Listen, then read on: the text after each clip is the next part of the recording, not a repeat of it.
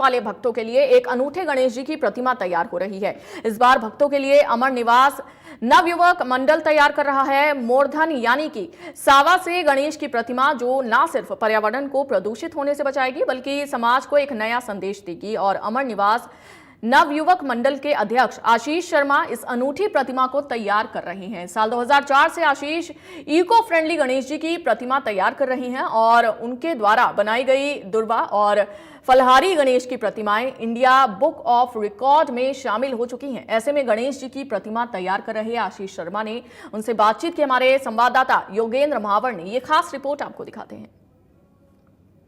गणेश चतुर्थी का पर्व कल से शुरू होने वाला है। आगामी 10 दिनों तक चलने वाले गणेश चतुर्थी के इस महापर्व में अलग अलग तरह की मूर्तियां बाजारों में आ गई हैं, लेकिन इन सबके बीच इको फ्रेंडली गणेश जी, जो कि पिछले 20 सालों से कोटा में मनाया जा रहा है, और कोटा में मूर्तिकार आशीष शर्मा इस मूर्ति को तैयार करते हैं, जो कि अलग अलग पदार्थों से इस मूर्ति को तैयार करते हैं। उनका कहना है कि मिट्टी के गणेश जी हो या इको फ्रेंडली अगर कोई गणेश जी होते हैं तो उनको आराम से उनका विसर्जन किया जा सकता है, जिससे जलवायु को भी कोई, पर्यावरण को भी कोई खतरा नहीं होगा। इस समय मेरे पीछे जो गणेश की मूर्ति तैयार हो रही है, ये भी अपने आप में ही एक अलग जो है उपकरण, अब अलग पदार्थ से इसको तैयार किया गया है। अलग अलग तरह की इसमें जो सजावट है वो लगातार की जा रही है। आशीष जी जो लगातार इस काम को कर रहे हैं। आशीष जी, इस बार आप किस पदार्थ का उपयोग कर रहे हैं और इको फ्रेंडली गणेश जी जो बनाते हैं, इसका मकसद क्या है? सबसे पहले मैं इंडिया न्यूज़ की तरफ से सभी को गणेश चतुर्थी की हार्दिक शुभकामनाएं देना चाहता हूं। मैं अमर निवास युवक मंडल से मंडल अध्यक्ष आशीष। हमारे जो इस पर गणपति जी तैयार हो रहे हैं, ये इको फ्रेंडली है, ये सामे से तैयार हो रहे हैं। अर्थात मोरधन एक सामा, ये एक अन्न है, अनाज है। ये पहले के समय बहुत ज़्यादा खाया जाता था, अब इसका उपयोग केवल व्रत उपवास में ही किया जाता है। इको फ्रेंडली गणेश प्रतिमा बनाने का मकसद सबसे बड़ा हमारा यही है कि जो गणेश विसर्जन होता है, 10 दिन आराध्य देव है हमारे, हम इनकी सेवा पूजा कर रहे हैं, तो इनका ऐसा न हो कि विसर्जन तो करें पर आज पैर हाथ वहाँ जा रहा है, हाथ कहीं जा रहा है, गर्दन गर्दन कहीं जा रही है, तो ऐसा विसर्जन, वो विसर्जन नहीं कहलाएगा, वो एक तरह से उनका अपमान कहलाएगा। हमने इस तरह से इसलिए बनाते हैं कि जब जलीय जीव ये विसर्जन होंगे तो जो जलीय जीव जंतु, जल में जो रहते हैं, मछलियाँ रहती है और भी जो जीव रहते हैं, उनके आहार के रूप में उन्हें मिलेंगे।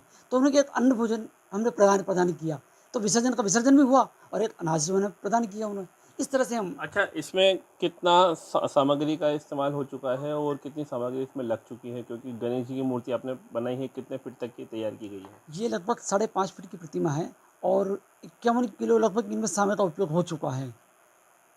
अच्छा, इसके पहले भी आपने कई तरह के गणेश जी की मूर्ति तैयार की है। किन किन सामग्रियों को इसमें उपयोग किया गया है? जो हमें ठाकुर जी प्रेरणा देते हैं, जैसे वायु गणेश, सुनते ही अजीब लग रहा होगा कि वायु गणेश ये कौन से हुए।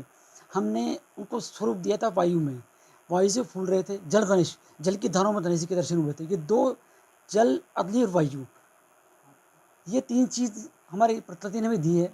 हमें इनसे खिलवाड़ न करना चाहिए, इनके अंदर रहते हुए हमें इसका उपयोग करना चाहिए और इसी तरह से पर्यावरण का ध्यान रखना चाहिए। निश्चित तौर पर गणेश की मूर्ति अलग अलग सामग्रियों से, अलग अलग पदार्थों से यहाँ पे तैयार होती है।